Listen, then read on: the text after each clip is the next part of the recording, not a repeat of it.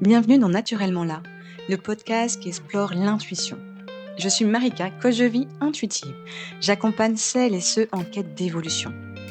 À chaque épisode, je partage mes explorations intuitives, des échanges croisés et des ponts parfois surprenants avec la science. Ici, on plonge en douceur dans ce qui est souvent jugé ou méconnu et est pourtant naturellement là en chacun de nous. Avez-vous déjà pensé à quelqu'un et reçu son message dans la minute qui suit, ou encore croisé pile le bon livre au bon moment parce que peut-être qu'il vous est tombé sur la tête, ou est-ce que vous avez déjà vu le même chiffre partout et cela pendant des semaines? Ces coïncidences troublantes peuvent s'appeler synchronicité. Et la question quand même intéressante à se poser, c'est est-ce un hasard? Est-ce que ce sont des hasards ou pas? Dans cet épisode, on va explorer ce que la science nous dit vraiment sur les synchronicités. Car oui, je pense que maintenant vous êtes au parfum avec moi, il y a des chercheurs, il y a des recherches dessus, sur l'intuition de manière générale, et là sur ce phénomène de synchronicité. Et apparemment, cela fait même près d'un siècle qu'il y a des protocoles scientifiques qui sont mis en place.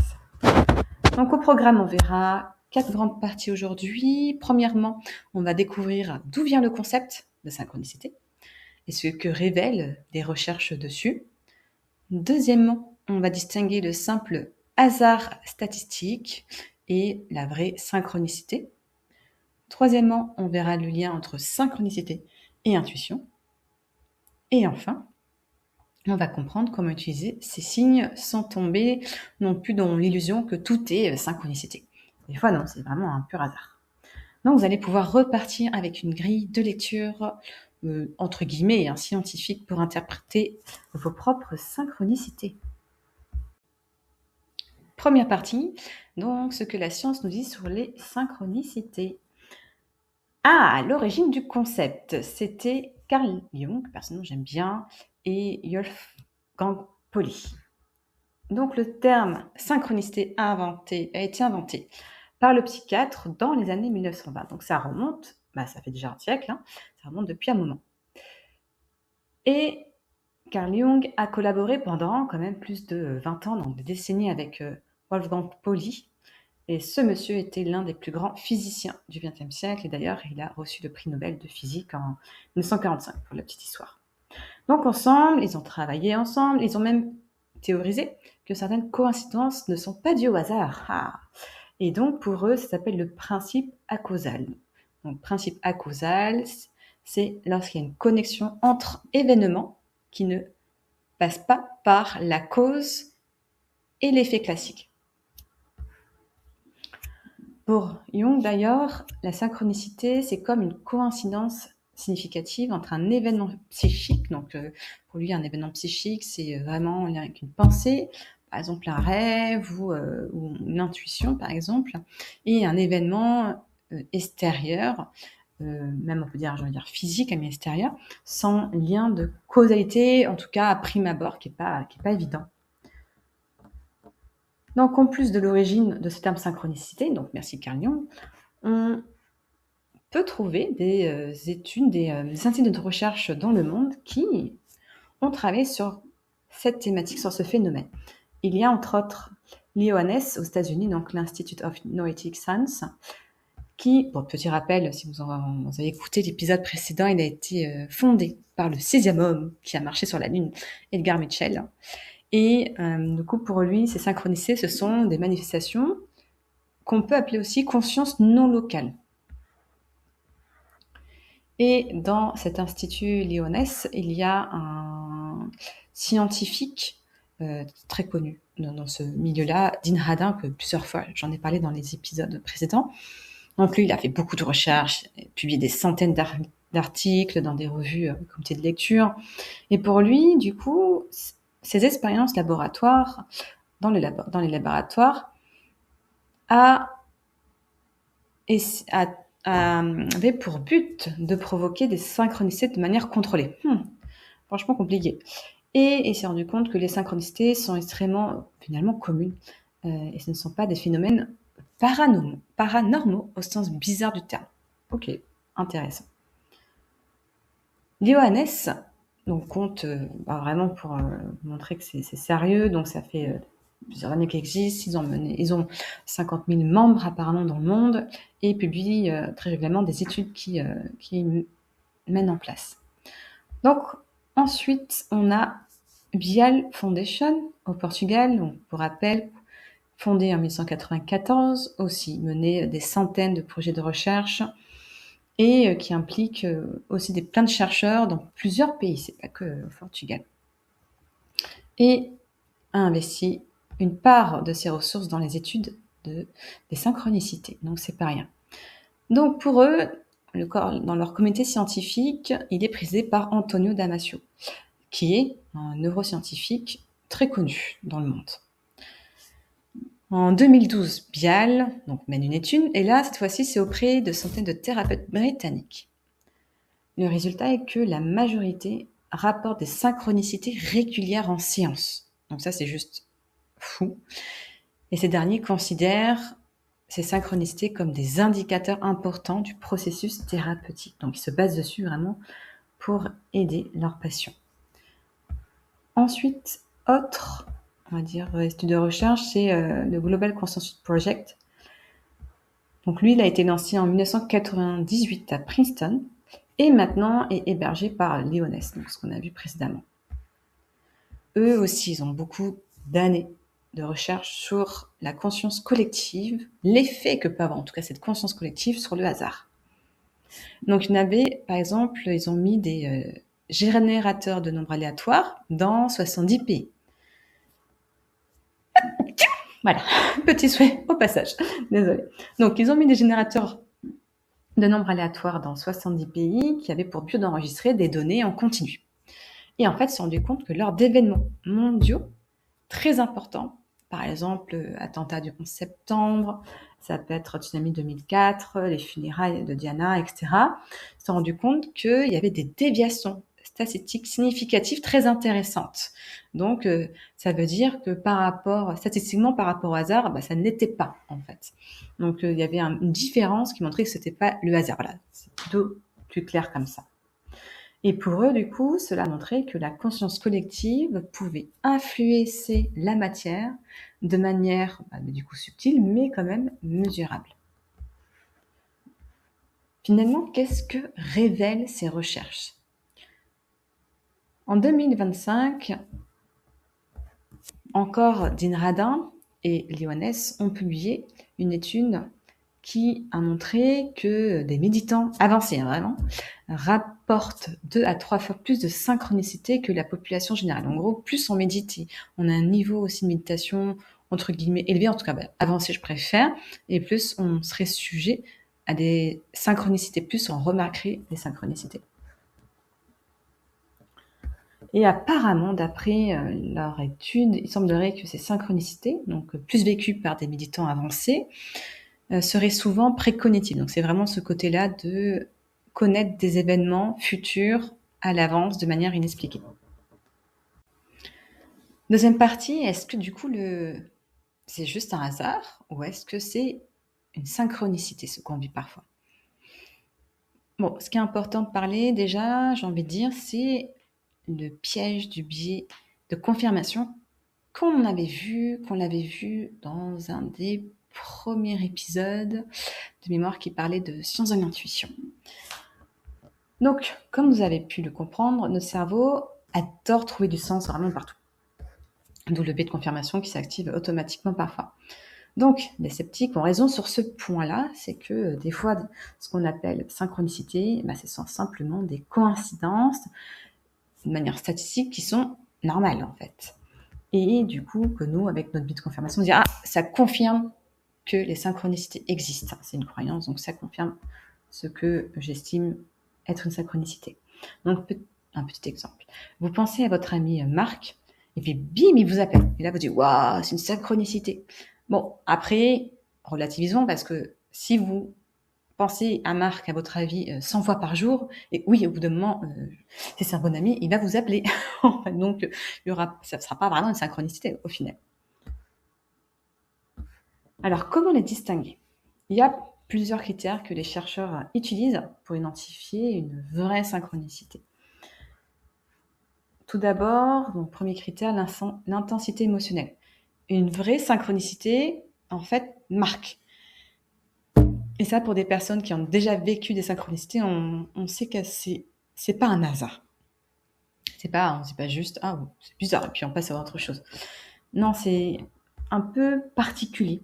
Des fois, même, on peut ressentir, peut-être en fonction des personnes, un frisson qui nous parcourt. On peut sentir aussi, vraiment, il y a quelque chose de très important dans là, ce qu'on vient de vivre, d'entendre, etc. Donc, il y a l'intensité émotionnelle qui joue. Ensuite, deuxième critère, le timing, qui est juste parfait. La synchronicité, vraiment la vraie synchronicité, arrive pile poil au beau moment. Là, on avait besoin de prendre une décision, d'ouvrir nos yeux, etc. Donc, timing. Ensuite, on a la signification personnelle que l'on va donner. C'est-à-dire, c'est pas quelque chose, une signification générique que tout le monde peut donner et finalement ça parle à personne, j'ai envie de dire. Non, là, c'est par rapport à ce que j'ai vécu, le sens, en tout cas, de cette coïncidence. C'est vraiment en lien avec ma situation, en fait.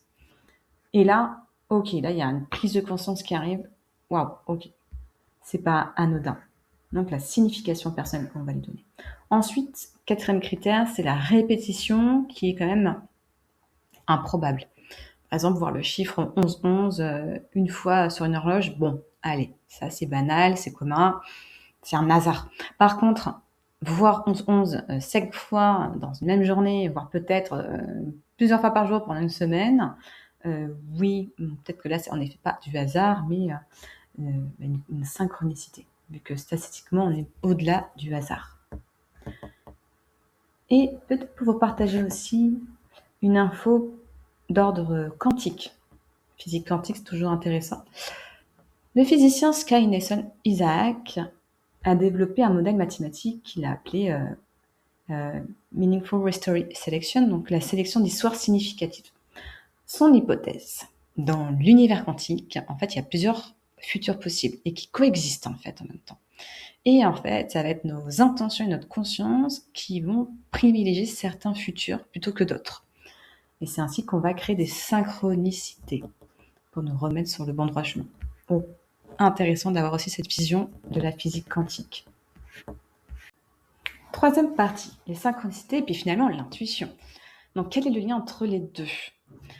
Donc ça c'est une question intéressante parce que des fois on se dit synchronicité est égale intuition, ben on va se rendre compte que pas forcément. En tout cas, voici ce que j'ai pu comprendre de par mes lectures et mes recherches. Les synchronicités, c'est vraiment une manifestation à l'extérieur de soi, en fait. Une manifestation aussi qu'on peut dire manifestation extérieure d'une perception intérieure. Donc, par rapport à ce que je perçois à l'intérieur de moi, je peux donner sens à un événement extérieur à soi. Donc, pensez-y. Franchement, quand vous avez une intuition sur quelque chose, c'est une information qui vient, on va dire, un peu, entre guillemets, de nulle part, et puis sans lien causal, en fait. Un peu comme une synchronicité. Il n'y a pas de lien de cause à effet, forcément, de lien causal évident. Donc la différence, c'est que l'intuition, comme je l'ai dit juste avant, c'est une perception interne, et la synchronicité, c'est plutôt un événement extérieur, ou on peut dire ça aussi autrement, une confirmation extérieure par rapport à une perception qu'on a à l'intérieur. Je le répète sur différentes manières, mais comme ça, je me dis, ça sera un peu plus clair. Et c'est pour ça d'ailleurs que Jung parlait de synchronicité comme d'un pont entre le monde intérieur et le monde extérieur. Je trouve que c'est plutôt bien dit. Alors, du côté des méditants, il y a Dean Radin qui rapporte que les personnes qui pratiquent la méditation de manière intensive, qui ont un niveau avancé, eh bien, vivent des synchronicités spontanées, c'est-à-dire télépathie occasionnelle avec des proches, en tout cas plus que commun de Martin, on va dire. Ensuite, des savoirs qui apparaissent un peu de nulle part, ou encore des événements qui se manifestent exactement comme ils les avaient visualisés.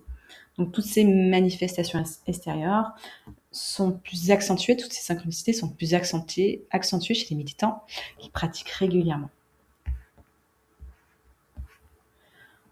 Ensuite, c'est un peu finalement, il y a quand même un autre lien aussi avec l'intuition, c'est que quand on développe notre intuition, on devient plus réceptif aux signaux, on va dire, subtils, que ce soit intérieur et extérieur.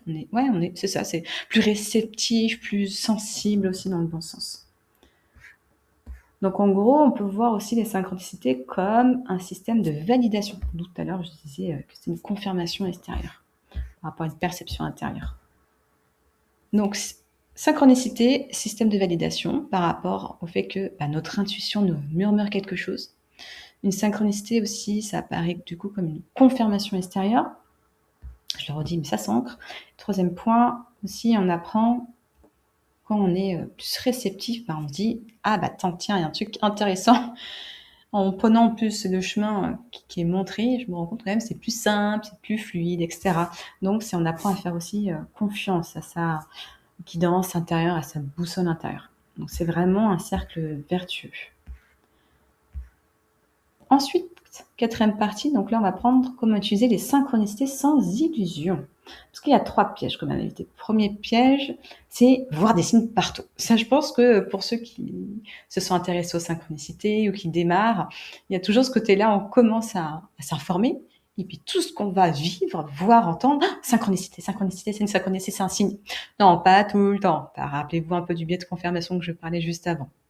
Donc, ne cherchez pas désespérément des signes, ok? Ça va venir dans tous les cas pour ceux qui sont ouverts à ce phénomène. Donc, essayez de cultiver un état vraiment de réceptivité. Mais réceptivité tout en n'étant pas dans l'obsession, être dans le détachement. Donc, en gros, restons ouverts. Restons ouverts, finalement, sans être obsessionnels, si je peux le résumer. Ensuite, piège numéro 2, c'est déléguer nos décisions aux signes. Oh, j'ai vu une plume là, c'est que je dois démissionner. Attends, refais la main. Voilà, vigilance par rapport à ça, ok? Les synchronicités, ce sont des indices. Et rappelez-vous que comment savoir, et entre autres l'empreinte émotionnelle, d'accord? C'est aussi le timing parfait. Rappelez-vous de ce que j'ai dit tout à l'heure dans le podcast. Donc, ce sont des indices, mais ce ne sont pas des ordres. C'est vraiment nous qui décidons, ok? Donc, utilisez comme plutôt des confirmations d'une intuition, normalement qui est déjà présente, une intuition en vous, mais pas comme des décideurs, d'accord? C'est vous qui êtes décideur de votre propre vie. Ensuite, troisième piège, c'est de confondre désir et intuition. Donc, là, on en a parlé en plus, je crois, dans un des épisodes précédents, ce côté que des fois, notre désir est tellement fort qu'en fait, ça va nous faire croire à certaines choses comme là, c'est une synchronicité. Non, pas du tout. Donc, revenez toujours à la distinction entre vraiment émotion, intuition, émotion, synchronicité. Ok? Ah oui, c'est ça, c'était l'épisode de la semaine dernière, je suis en train de penser. L'intuition, vraiment la véritable intuition, c'est quelque chose de calme, on l'avait vu, et pas, contrairement au désir, quelque chose d'agité. Ok? Ensuite, vous pouvez peut-être essayer cette petite méthode-là, qui est en 3 étapes, pour essayer d'interpréter une synchronicité. Première étape, observer. Deuxième étape, ressentir. Troisième étape, vérifier par l'action. Donc, première étape, le fait d'observer. Donc, on imagine, il y a un signe, synchronicité, en tout cas qu'on estime être un signe ou une synchronicité qui apparaît. Notez-la. C'est un peu comme le journal intuitif. Notez dans votre journal peut-être des synchronicités. Vous pouvez faire un journal à part. Marquez tout ce que vous vivez quotidiennement. Marquez la date, marquez qu'est-ce que c'était, à quel moment c'est survenu. Là, juste marquez, décrivez en fait. Pas besoin de chercher le sens déjà. Ok ? Donc, observation, et on la décrit. Ensuite, étape 2, ressentez. Là, c'est vraiment, si besoin, fermer les yeux. Moi, je sais que ça m'aide pour mieux me connecter et mieux ressentir, mais chacun fait comme il veut. Donc, vous pouvez fermer les yeux pour trouver finalement une neutralité émotionnelle, comme on l'avait vu sur l'épisode Intuition-Émotion. On revient à une neutralité, et dans cet état calme, posé, demandez-vous qu'est-ce que cette synchronicité résonne en moi. Quel est son message? Troisième étape, vérifier par l'action, si possible. Parce qu'une synchronicité, elle est porteuse de guidance, d'accord? Et normalement, elle nous invite. Alors, soit il y aura peut-être une prise de conscience, en effet, et ça suffit des fois pour nettoyer, pour changer d'état intérieur, etc. Soit, en fait, une guidance, prise de conscience qui amène à l'action. Là, si le signe aussi ne débouche sur aucune action concrète, c'est ok, c'est peut-être pas le moment, ou c'est juste envie de dire, c'est peut-être une coïncidence aussi. À vous de voir, vous le sentirez de toute façon, vous, à force en plus de repérer ces signes, vous ferez faire la distinction entre hasard. Et dernière partie, lorsqu'on développe sa sensibilité aux synchronicités. Donc, on en a un peu parlé, donc je parlerai de trois recommandations par les chercheurs. Donc le 1, c'est le fait de tenir un journal des synchronicités. Donc ça, c'est entre autres ce que Dean Radin préconise. Donc on marque la synchronicité elle-même, bien sûr le jour où on l'a vécu, notre état intérieur du moment, la question aussi, la préoccupation qu'on avait sur le moment, et puis l'action s'il y a eu qui en a découlé ou que on prévoit de mettre en place. Ensuite, deuxième étape, méditation de pleine conscience. On a vu, les méditants qui font ça régulièrement vivent plus de synchronicité. Donc, on voit encore les bienfaits de la méditation, qui est très importante, entre autres en lien avec les synchronicités, le fait de vivre ces phénomènes-là. La méditation permet du coup d'affiner son attention et de réduire le bruit mental. Donc vraiment, on met son mental de côté, on calme les émotions et donc je pense que comme ça, on est beaucoup plus réceptif. Et troisième préconisation, c'est l'état de flow. Et ça, c'est Sky Nelson Isaac qui parle d'utiliser les synchronicités pour entrer dans un état de flow, c'est-à-dire un état où tout semble aligné, où ces manifestations extérieures apparaissent naturellement. Donc là, c'est vraiment porter son attention sur ces phénomènes et puis agir dans cette direction qu'elle nous montre. Et plus on va le faire, et plus ça va attirer d'autres synchronicités. D'après lui. Alors, finalement, si on avait résumé, est-ce que les synchronicités, ce sont du hasard ou, on va dire, une guidance intuitive? D'après la science, c'est un peu les deux. Il y a des deux, en tout cas, il y a des deux. Il y a des coïncidences vraiment pures qui sont explicables par des probabilités, ok, ça n'a pas de souci. Mais il y a aussi des connexions réelles mais qui sont mesurables entre notre conscience et les événements extérieurs. Finalement, ce qu'il y a à retenir de cet épisode, c'est que les synchronicités sont étudiées scientifiquement, et ça depuis plus d'un siècle, par plusieurs instituts dans le monde.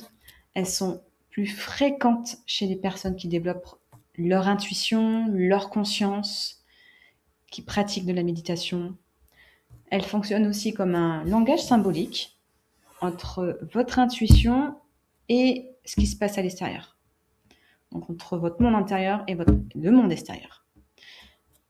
Et finalement, le plus important, c'est pas de croire ou je ne crois pas en fait, juste observer, expérimenter, vérifier, et vous verrez, vous ferez vos propres conclusions. En tout cas, pour ceux qui voudraient expérimenter cette semaine, commencez par un journal des synchronicités, ça peut être très intéressant. Donc notez-en 3, par exemple, même petites. Et pour chacune des synchronicités, demandez-vous, dans un état neutre, c'est-à-dire neutre émotionnellement, qu'est-ce que cette coïncidence veut me montrer ? Qu'est-ce qu'elle signifie ?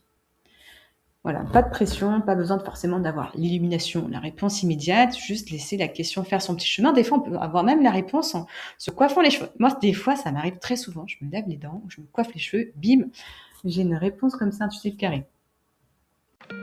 Merci d'avoir écouté cet épisode de Naturellement là. Si cette exploration vous a touché ou inspiré, prenez un temps pour évaluer le podcast sur Spotify. Cela aide vraiment d'autres personnes à me découvrir. Et si peut-être vous m'écoutez sur YouTube, un petit like, franchement, fera toute la différence. L'intuition, ça se cultive aussi en communauté, donc n'hésitez pas pour vos retours, ce qui me permet d'enrichir mes pensées et peut-être même aussi de guider mes prochaines thématiques. Je vous dis à très bientôt pour un prochain épisode. D'ici là, restez à l'écoute de vous-même.